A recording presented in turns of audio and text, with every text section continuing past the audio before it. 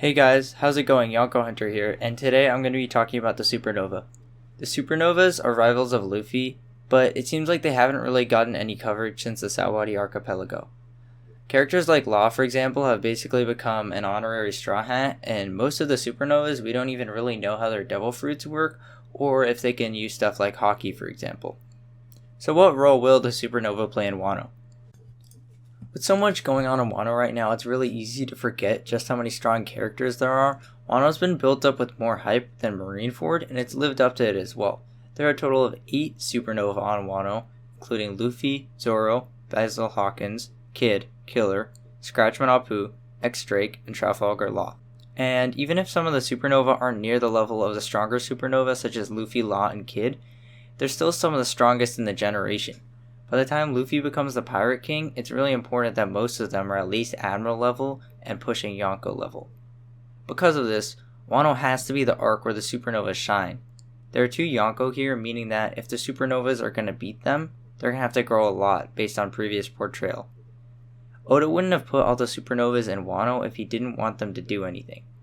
Wano is going to be a turning point where the newer generations start to surpass the older ones.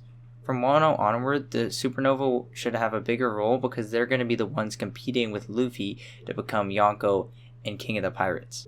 Outside of helping take down the Yonko, the supernova have to help push Luffy and the Straw Hats further. A good example of this is when Kid and Luffy were in the prison in Udon. Yes, Luffy wanted to work hard to get lots of food, but Kid established a rivalry that helped Luffy push himself and improve his strength in general. Because of this, Luffy is a stronger base form, and all of his attacks are probably faster and more powerful.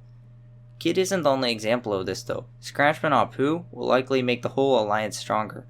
In order to beat the Beast Pirates, someone has to take down Scratchman Apu, and given how strong we know he is, whoever fights him is likely going to improve because of his strength. None of the supernovas are going to be able to steamroll him. They all have to be able to improve their fighting capabilities if they're going to beat Scratchman Apu, whether they are stronger than him right now or not. Wano is also going to solidify what Law's alliance with Luffy is. Lots of people at this point consider Law to basically be an honorary Straw Hat because all he really does is go along with the Straw Hats on their voyages. He helps them out in their fights, but he doesn't really do much with his own crew to further himself towards being a stronger pirate. If Law doesn't play a big role in Wano, which is the biggest arc so far, then he won't be able to keep up as a rival with Kid and Luffy.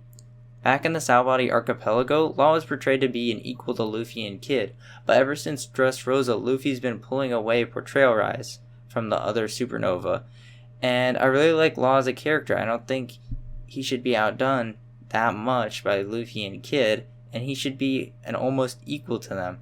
He might be slightly weaker, but he shouldn't be that much behind them.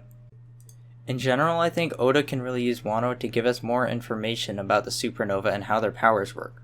Oda hasn't had many chances to give us information on the supernova since the Sawadee Archipelago because the story has been focused mostly on the Straw Hats, and I think that's a bad thing because the story needs to be more than just the Straw Hats. There are many other characters that need to be built up in such a big world and big story.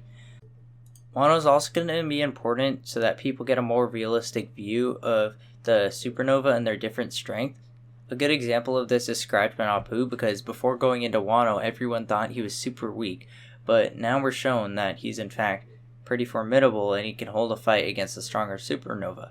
I think it's also important because characters like Kid, they don't get as much portrayal and screen time as main characters like Luffy, and because of this, lots of people think that Luffy is leagues above Kid. I don't think that's true because they're portrayed as rivals, and I'm sure Kid has just as many feats as Luffy, but because he doesn't get as much screen time, these things aren't shown. Lots of people, they compare pre-time skip Kid to Luffy, basically. They might not do it explicitly, but in their heads they're doing that, which is an unfair comparison because obviously Kid has grown since the time skip. He's probably learned pretty strong hockey, and also he's probably, improved his devil fruit a lot. You can't be weak as a captain and survive in the new world. Luffy, if he had gone into the new world after the Sawadee Archipelago, he would have gotten beaten pretty badly, and Kid survived there for 2 years, so I think that says something about how strong he is. Supernova also seem to be a drawing force, and what I mean by this is that a few supernova can attract a lot of attention to an island. Back on Sabaody, when the 11 supernovas were there, they brought an admiral, Bartholomew Kuma, and many pacifistas. In this case, many supernovas are going to Wano because other supernovas are there. Because so many supernovas are on Wano right now, it's pretty likely that the others will want to come to get in on the action and increase their infamy. Arouge, Bonnie, and Capone still haven't come, but I think that if they want to make more of a name for themselves, they're probably gonna come because there's gonna be a big battle and they'll be able to increase their bounty and maybe increase their crew. If all the supernovas end up on Wano, the Marines have a big reason to take action because they're not gonna let 2 Yonkos, 11 supernova, and many more people go unnoticed. They're gonna take action, and so since CP0 is already there, it's pretty likely that they'll do something about it. I don't think CP0 is there for no reason.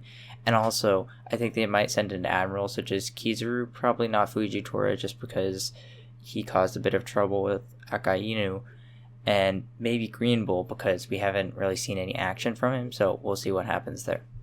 At the end of the day, the supernova can play 2 roles. They can be rivals to Luffy who help push him further so that he can outdo them, or they can be stepping stools and basically just be tools for Luffy to defeat.